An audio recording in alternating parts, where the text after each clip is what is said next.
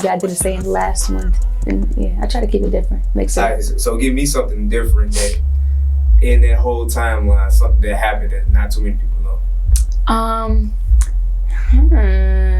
Oh, I actually opened up for Future and Stage 48. Okay. But I was still like growing, so I didn't really like, cause my uncle, he's actually one of the hottest promoters in New York City, and so he was very connected. He still is very connected to the DJs, to promoters, and all that stuff. So it was kind of like a gateway as a upcoming artist for me to like be out there. So he was pushing his like platform and try to help me with that.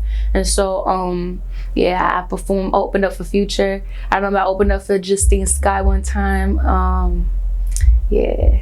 And I heard, I witnessed one of your interviews and you said that's an artist that you really want to work with, right? Justine? Yeah. Yeah. So what was the dialogue? Did you have any dialogue between her? Nah, not even. But I remember like she was coming down the stairs and I saw her. I was like, oh, she's so pretty. And I saw her mom and I was like, oh my gosh. But they didn't know me. So it's like, yeah, she's just another girl, you know, opening up. I was like, oh.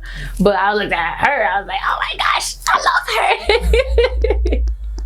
So throughout this timeline of you becoming a star, like, do you still find yourself being starstruck?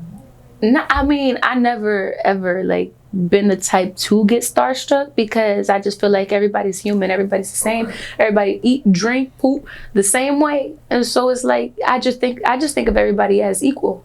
So I don't try to trip. I don't try to go crazy. The most starstruck I probably ever been was meeting Beyonce, and I didn't really say what I wanted to say because I didn't want to come off as extra. Okay. Rewind that.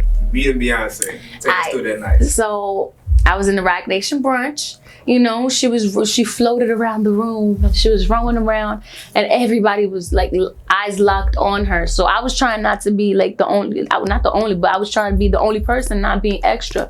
I'm here looking around, you know, trying to mingle, but obviously I'm looking at her, taking a little peek, looking away, while everybody's just staring at her. So I did not know that. I thought I was being low. I didn't know because Joe, he was in my far right having a whole separate conversation. Little did I know he was looking at me because he knows how much I love Beyonce. So, you know, he was trying to see how I was gonna act. Then he walked up, I was staring at her, and then he came up from the side, from the right side. He was like, so what, do you want a picture with her? Because it keeps staring at her. I was like, I got choked up, and he was like, just come on, come. He introduced me to her, and then she was like, wow, you're so beautiful, you're so beautiful. And I was like, I really wanted to say you're so beautiful too. I think I did say that, but I was trying to say I love you so much, it's such a pleasure meeting you. But I was like, thank you, you're so beautiful, you're such a pleasure. You're such a pleasure. That shit don't make sense. Hopefully she understood. She looked a little confused, but hopefully she understood what I meant because I love her. I'm not even Beyonce, and I'm looking a little confused because you're such a pleasure. In what kind of way?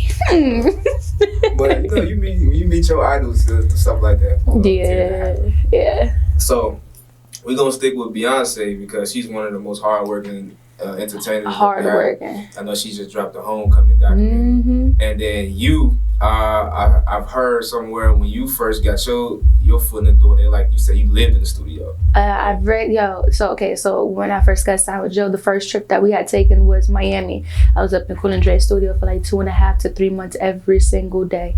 And I did not want to leave that studio whatsoever. And if I had to leave, it was because I had to shower, you know, and then I would come right back. If I passed out in the studio, I wake up and be like, all right, what we working on now? Like it was just, it was workaholic, especially being that it was my first time, like being able to record consistently and every single day without a limit, doing whatever I wanted to do, having full creative control. And of course, Joe overlooking everything that I was doing, so. How was it working with Cool and Dre? It was amazing. To me, it was such a blessing because they OGs in the game. So, you know, they know exactly what they're doing.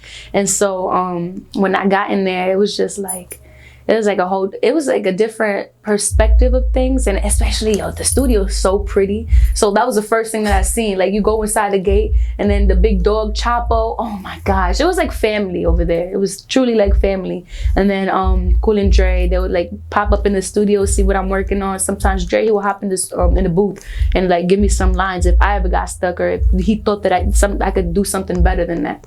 So it was really dope. Okay. All right.